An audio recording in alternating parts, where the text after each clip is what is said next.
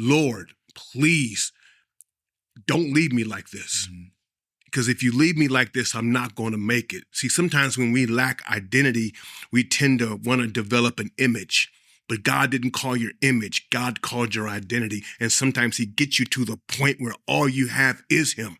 And I said, please, God, invade my life, change me. And you know what he said? He said, you are going to play again. They said you would never play again, but you're going to play again, but you're going to play for me. And since that day, I've been playing for Christ.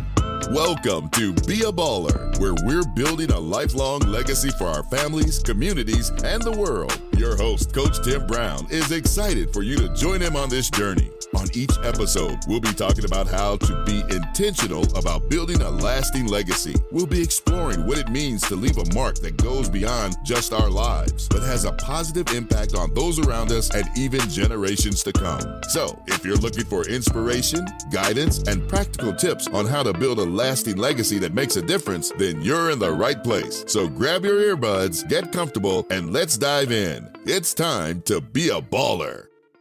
Welcome to Be a Baller podcast. I'm your host, Coach Tim Brown, and I'm excited about our guest today, Brother Shawn Harper. Brother Shawn is a former NFL offensive lineman who played a total of 7 seasons with the Rams, the Oilers, the Colts, and NFL Europe. Since 2004, he has owned and operated American Services and Protection, a security company headquartered here in his hometown of Columbus, Ohio. Most importantly, he uses many of his powerful lessons he learned in the NFL and strategically applies them to his business. He's also a gifted international motivational speaker. Shawn has inspired countless individuals and corporations. But I know Shawn as a man, a mighty man of God, who has impacted students throughout the years in a way that they have come to believe in themselves, to understand that God created them for a purpose. So I'm excited for this podcast today. But more than a podcast, it's a ministry opportunity to give Shawn that opportunity. So thank you, Shawn, for being a part of the show today. You know what? Thank you so much for having me. And it's my prayer, it's my hope, it's my intention that this message will not only affect, but it will infect, that it will grow in the lives of people for now and for years and generations to come. Well, you're already dropping gems. We ain't even got started. I can't let you off the hook because I've heard this story before. The audience got to hear this story on how you and your wife connected. I know you went to high school together in high school. How'd y'all connect? Wow. So I first met my queen in the 6th grade, believe it or not. Wow. We were in the same 6th grade class, sophomore middle school. She was on one side of the room, I was on the other side of the room. We never spoke. We're like 2 different worlds, like different tracks, right? And from the 6th grade to the 12th grade, we never spoke. Maybe get out of my way or something like that. I mean, she was a straight A student. She was she was the epitome of that student who didn't really socialize with people like me, who was in Gym 4 and Home Ec 5. Right. And she was in like the secret society, right? Because she would always like catch the bus and go to inroads and, college tours, and it's like, Shawn, go back to home ec. He's like, well, bye. Who's these people? And so I'm off in Toronto. Wow. I'm off in Toronto, a different country. And around 4 a.m, I see this amazing, beautiful woman. And I'm looking, I know her, but I don't know her. It's like 20-something years later. And then make a long story short, yeah, I saw her a little later on. I called her the wrong name. She graciously corrected me. And then that's when I started the pursuit. God, that is my wife. And years later, ups and downs, it happened. Wow. Wow, that's a great story. 6th grade, huh? Listen, she was the valedictorian, and I graduated last in class. Same year. Her picture's up there. I just left Independence, and her picture's right up there. It's right there. Yeah. And where's your picture at Independence? It's somewhere. I hope it's not in like the delinquent file somewhere. Oh, wow. You have a great faith journey. Mm-hmm. You're a strong man of faith. Mm-hmm. Can you share with the audience about your journey? Well, you know what? I had a really unique drug problem growing up because my mom would drug me to church Wednesday, Thursday, Friday, all day Sunday. It was just a heart knowledge and rituals, and but it was not. I'm sorry, it was a head knowledge, but it wasn't an actual heart knowledge. That actual information that leads to transformation in probably 1993. I was playing. I got drafted, and I'm playing for the Rams. I'm excited. Everything's on the outside. I'm that guy, Tim. And I feel a pop in my right foot. And the doctor was like, son, stay down. And they took me to get x-rays. And they determined that it was the 5th metatarsal Jones bone fracture. And in that moment, the Clarence Shields, that doctor looked at me and he said, son, your season and possibly your career is over. And everything that I had built on the outside was image. But God was after my identity. And now that I'm able to sit in isolation and just shed everything, shed my image, shed my, my brand. I'm Big Shawn Harper. I'm this and I'm that. No, I'm just Shawn. Lord, please don't leave me like this. Because if you leave me like this, I'm not going to make it. See, sometimes when we lack identity, we tend to want to develop an image. But God didn't call your image. God called your identity. And sometimes he gets you to the point where all you have is him. And I said, please, God, invade my life, change me. And you know what he said? He said, you are going to play again. They said you would never play again, but you're going to play again, but you're going to play for me. And since that day, I've been playing for Christ. Amen. Yeah. Amen. That's powerful. That's powerful. I know growing up, you grew up on the south side of Columbus? South side. South side. All right. South side. I'm Southfield now. South side of Columbus. Woo. How'd you rise from being you talked about being well, I would just say an average student. I'll give you the average student. You don't give me average. Yeah. Thanks, man. Thanks for the average, man. And then just an average football player. Sub-average. Sub-average. Dude. Listen, no, wait, listen. I wasn't even honorable mention all conference. Like, this guy was all state, all city, all intergalactic universe first team. Right. And then here's Harper, that slow clap, the slow clap. I was so embarrassed I didn't even invite my parents. Wow. And I just walked in and picked up, the actual trophy, Coach Marvin Bohannon. But the amazing thing about God is God rarely calls to qualify, but he qualifies to call. And in that transformation process, I can only give him the glory. And he brought me from that, moved me all the way through that into more things and bigger things and blessings to this moment right here. But you know what? You get to the point where it's like, all the glory and it all goes to Christ because I know it's not me. And sometimes even people listening to us right now where you've been in situations where maybe you should have been fired or you should have, maybe gotten to a car accident or somehow you just made it out and in your heart, it wasn't you. That means that you're here for a season and you're here for a reason. Let's go. Let's win. All right. Hey, what was that moment when you realized that, hey, I can play this professional football? I can be a good football player. What was that moment? It was a dream of mine at a certain point in junior college, but the actualization happened, believe it or not, I'm gonna get in trouble for saying this.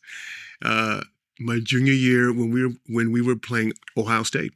And I went up against a guy named, his last name is Spillman. All right. Big boy. He's a big boy. Big defensive end. And the next day, I had a good game because this guy was good. Oh, yeah. The next day, there were scouts in the training room.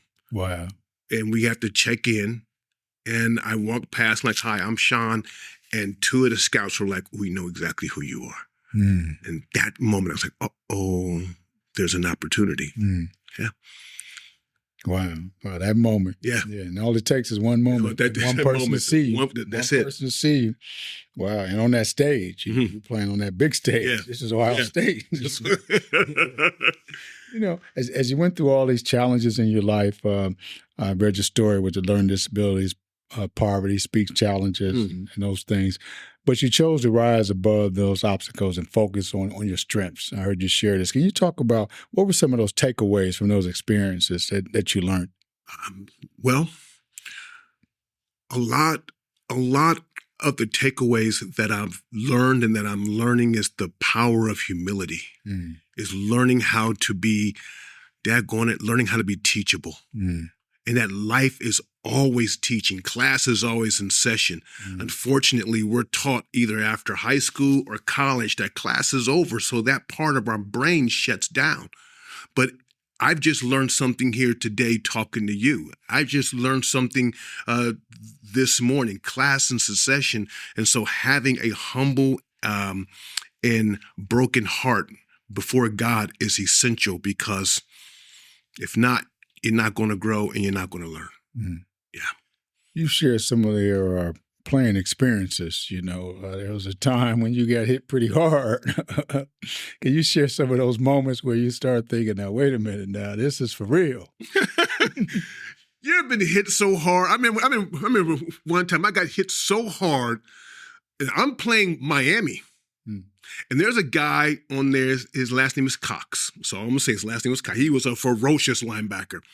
And he hit me so hard, I knew beyond a shadow of a doubt that I was about to order donuts at Seaside Donuts in Newport Beach, California. But I'm not in Newport Beach, California. I'm playing Miami. For about 3 to 4 seconds, I'm out. And the ref almost hit the whistle to call that, and then I woke back up, and then but in that, it was never, I can't do this. It's like, you know what, you're in it. Let's go. Yeah. Yeah, that's part of your MO. Yeah. You're in it.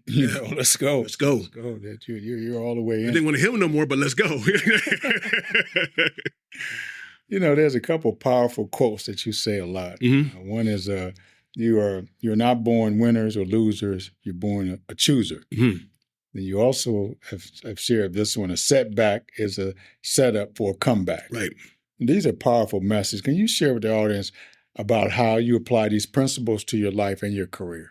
Let's focus on the second one first, if that's okay. That's fine. The greatest teacher is life.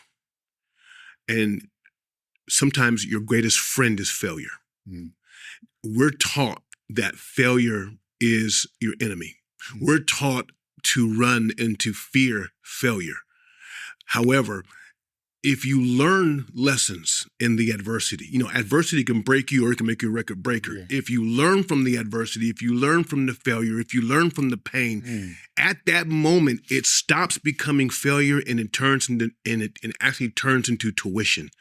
This is the tuition that I have to pay, and in fact, not saying that wealth is the actual barometer or measuring stick, but if you go to Google right now and you type in millionaire and bankruptcy, you'll see that the average millionaire has filed for bankruptcy 3.2 or 3.5 times. Wow. Failure is your friend. That's how you learn.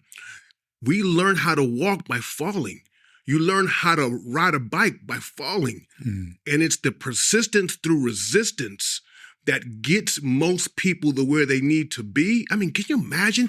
I mean, Mr. Tim, I'm sorry. I mean, I hope I don't get in trouble with this, but can you imagine how many times Elon Musk failed? I mean, can you really take a rocket to space and let it come back and land on a launch pad? I mean, NASA couldn't do that. What makes you think that you could do that, Mr. Elon? Boom. A car that drives by itself on electricity? Come on. Failure is your friend. And I had to learn that. And the first one, I used to always say, you're not born winners or losers, you're born choosers, honestly. And I believe in full transparency. I had to amend that. I believe that everyone is born a winner. But you're also born a chooser, because everyone has a God-given purpose, calling, and destiny on your life. And what happens in our society is that they kind of hijack the win and they turn it into success. And God didn't call you to be successful. God called you to win, which is the fullest expression of who you are mentally, spiritually, socially, financially, and legacy. God has called you to win this race. He talks about a race. We are born to win, but we have to make the choice to win. Wow. Whew, you on a roll today, bro. It's the coffee. It's the coffee. It's the coffee. Hey, give me some more of this coffee. I'm just joking. When as you're sharing, I was thinking about knowing that you're a motivational speaker. How did that opportunity come about? How did you get that opportunity? You know what?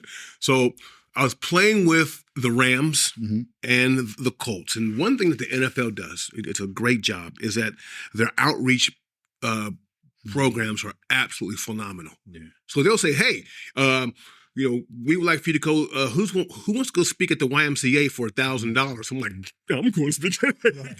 Like, who's this guy, right? I'm just stumbling over myself and tripping over words. But you know what? That's the actual start. The actual calling of that happened at Indiana University. And I'm speaking in sociology class. And after class, this young lady walks up to me. She said, Shawn, have you ever noticed how people look at you when you talk? I said, no. She said, watch next time. And that, sometimes it takes that one breath of encouragement. And the rest is history. Wow. Yeah. You were part of John Jacobs and the the Power Team. Yeah, I was just looking at those old videos. I was like, did I really run through all that ice? Oh, yeah.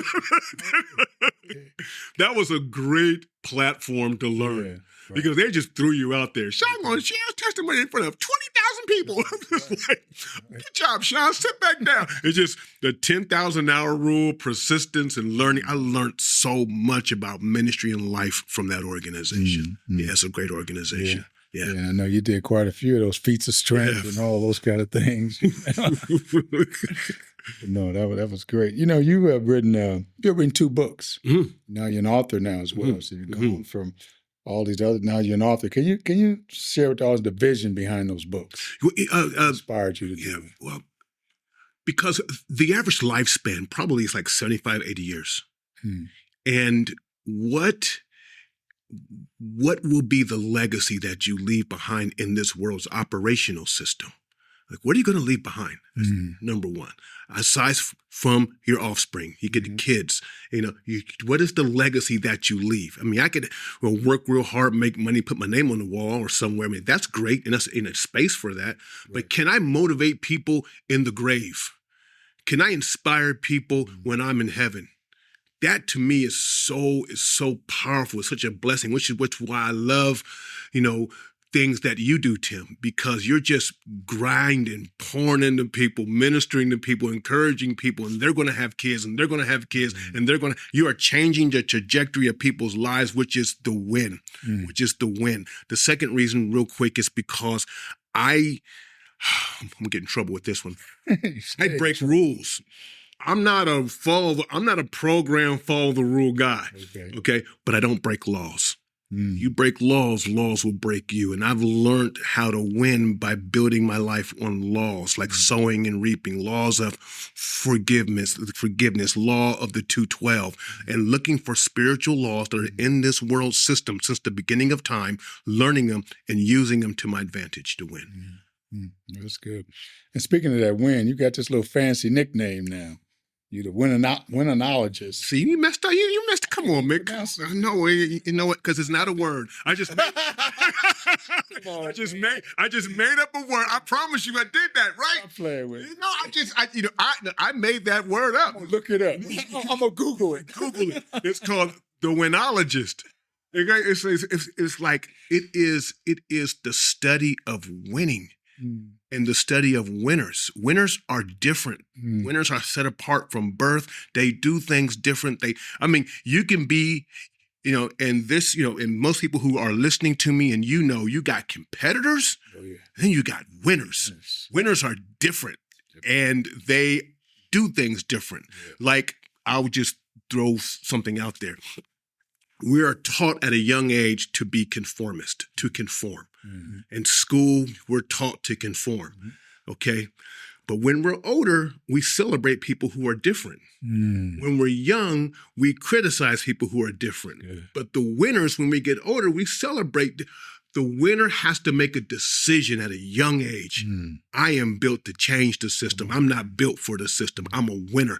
That's one of the things that separates a winner. You have to be able to be comfortable being separated. They train different, everything. Anyway, That's good. You was rolling there. I didn't want to cut you off now. I see you pick up the cue card. I'm trying to learn your body language. The cue cards come like, that's the next question, man. Come on, let's go.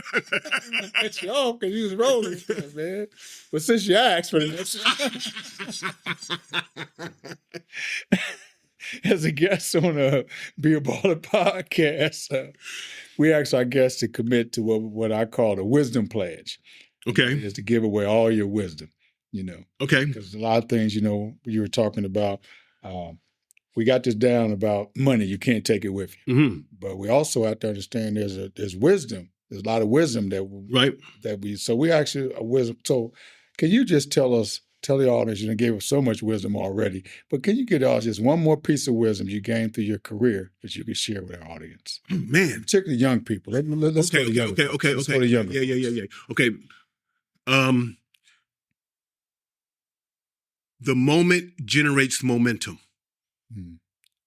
Sometimes when we're younger, 18, 19, 20, in college, whatever, we put all of our energy into our momentum. This is what I want to do, what I'm going to be in life, and blah, blah, that we miss the moments. We miss the very important moments to build relationships, moments to just really drill down and be the best that you can be, moments to just smell the roses and just eat in the moment.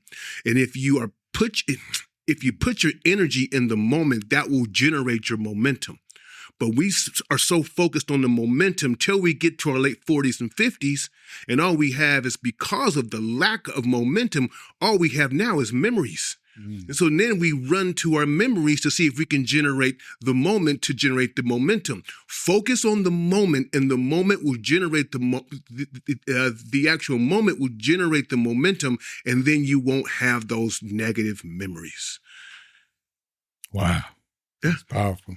So true, especially for young people. Yeah. Live in the moment. Live in the moment. Get it. Live in the moment. And that's going to create that momentum. Yes. Yeah. That's going to push you forward. Yeah. You're in that moment. I told my son, man, I'm like, son, look, you are a senior at the University of Kentucky.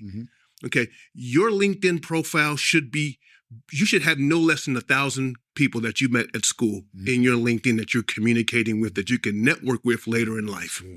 They're all going to be graduating with degrees. Small son. That's good. Yeah. That's good. As we come around the corner, and you kind of alluded to this earlier, but what is the legacy of Shawn Harper? Wow. Live, give, and forgive. I want that to be my legacy. I lived in the moment. I gave till it hurts. There's nothing left. I want to die empty. And to forgive and to release and to bless everyone on the way through. Wow. I don't even want them to even know. I mean, you can know Shawn Harper, but I want you to know more about the lessons that I've taught, or that God taught me, that I share. It's not so much about, how many people who like die every second versus the legacy behind the people who die every second. Wow. Yeah. Boy, you dropping the mic in here. Well, that's all the time we have for this episode. I don't know if it's much more to be said. It's the coffee, man. But I want to thank our special guest, Shawn Harper, for his encouragement of paying forward and being a blessing to the next generation. Shawn, thank you for building that legacy in sports, but also off the field, the things you've done after using football as a platform, to bless others. And don't forget to subscribe to our podcast so you can stay up to date with all our latest episodes. Our podcast guests are always willing to share wisdom and inspire others to build a legacy that lasts. If you've enjoyed this episode, please share it with family and friends. The Be a Baller podcast is available on all major podcast platforms. This podcast was created by Coach Tim Brown and recorded and edited by the video production class of Worthington Christian High School. Be sure to come back next week as we continue to discuss on how to build a lifelong legacy. Until then, don't forget to be a baller.